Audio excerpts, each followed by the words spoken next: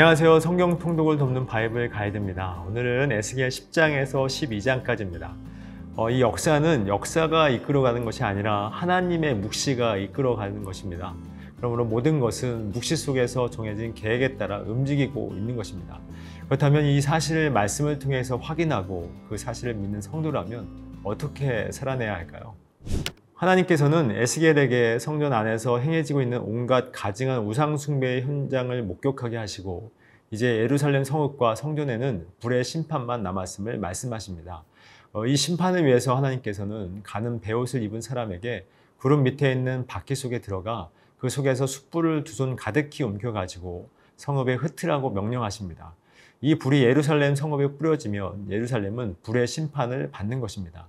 이 일은 하나님의 명령대로 이루어져서 예루살렘 성전이 파괴되고 바벨론 포로로 잡혀가게 되는 것입니다. 이스라엘이 불의 심판을 받은 것은 우상 숭배 때문이었습니다. 온갖 우상 숭배의 온상이 되어버린 성전은 이제 여호와의 영광이 떠나가시고 성전은 파괴가 되는 것입니다. 그렇다면 하나님께서 에스겔에게 왜 이런 모습을 보여주신 걸까요?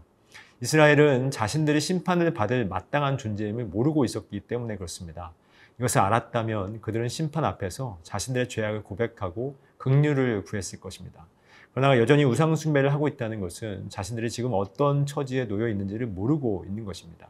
그러므로 하나님은 심판을 통해서 그들의 실체를 드러내 보여주시고 하나님의 긍휼만을 바라보게 하시는 것입니다. 에스겔은 주의 영에 의해 성전 동문으로 가게 되어 그곳에서 25명의 고관들을 보게 됩니다. 하나님께서는 이들을 악한 꾀를 꾸미는 자라고 합니다. 왜냐하면 이들은 수많은 유다 백성들이 포로로 끌려가 고초를 겪을 때 예루살렘에 남아 있었습니다. 그런데 이것이 하나님이 자신들만 특별히 보호하신 것으로 생각한 것입니다. 즉 자신들을 안전한 가마와 같은 예루살렘에 있는 질 좋은 고기로 비유하고 있는 것이죠. 심지어 이들은 유다 땅을 하나님께서 자신들에게 주신 기업이라고까지 말을 합니다. 그러나 하나님은 이들에게 칼을 보내어 심판하시겠다고 말씀하시죠. 그러면서 포로로 잡혀간 이들에게는 하나님이 성소가 되어주신다고 말씀합니다. 그동안 이스라엘은 성소가 있는 예루살렘에 목을 매며 살았습니다. 그러나 이제 하나님께서 그들에게 성소가 되어주신다는 것은 어디에서든 하나님께서 그들과 함께 하심을 말씀하고 있는 것입니다. 그러므로 하나님은 흩어진 그들에게 새 영을 부어주사 돌같은 마음을 제거하시고 부드러운 마음을 주셔서 그들은 내 백성이 되고 나는 그들의 하나님이 되리라 라고 하는 출애굽 언약을 성취하시는 것입니다. 결국 예루살렘에 남아있는 자는 하나님의 특별한 은혜로 남은 자가 된 것이 아닙니다. 새 영을 받고 주와 함께 거하여 자신의 죄인됨을 깨닫고 은혜를 구한 자가 바로 남은 자, 하나님의 백성인 것입니다.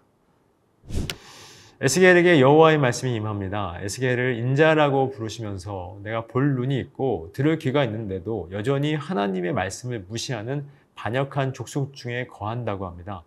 하나님은 이들에게 에스겔을 통해서 두 가지 상징 행위를 보이게 하십니다. 첫 번째는 포로의 행장을 꾸려 포로로 끌려가는 모습을 보이라고 한 것이고 두 번째는 음식을 먹을 때 떨면서 먹고 물을 마실 때는 놀라고 근심하면서 마시라고 합니다.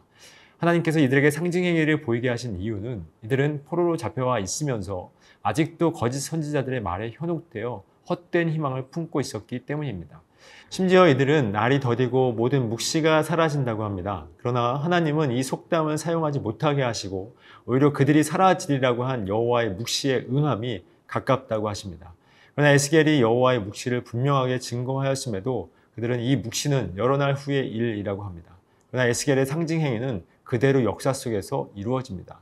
여호와의 묵시, 곧 하나님의 말씀은 단 한 자도 빠짐없이 이 역사 속에서 성취될 것입니다. 이것을 믿음으로 받아들인 자가 바로 하나님의 백성입니다. 베드로후서 3장 9절에 보면 주의 약속은 어떤 이들이 더디다고 생각하는 것 같이 더딘 것이 아니라 오직 주께서는 너희를 대하여 오래 참으사 아무도 멸망하지 아니하고 다 회개하게 이르기를 원하시느니라 라고 말씀합니다. 예수님께서 이 땅에 다시 오시는 날은 이 역사의 마지막 날이 될 것입니다. 그러나 그날이 아직 오지 않은 까닭은 하나님께서 우리의 회개를 기다리고 계신 것입니다. 우리가 성전이라는 사실을 믿는다면 우리 안에 하나님 보시기에 가증한 것을 채우고 있는 것은 아닌지 성도는 매일매일 되돌아봐야 할 것입니다.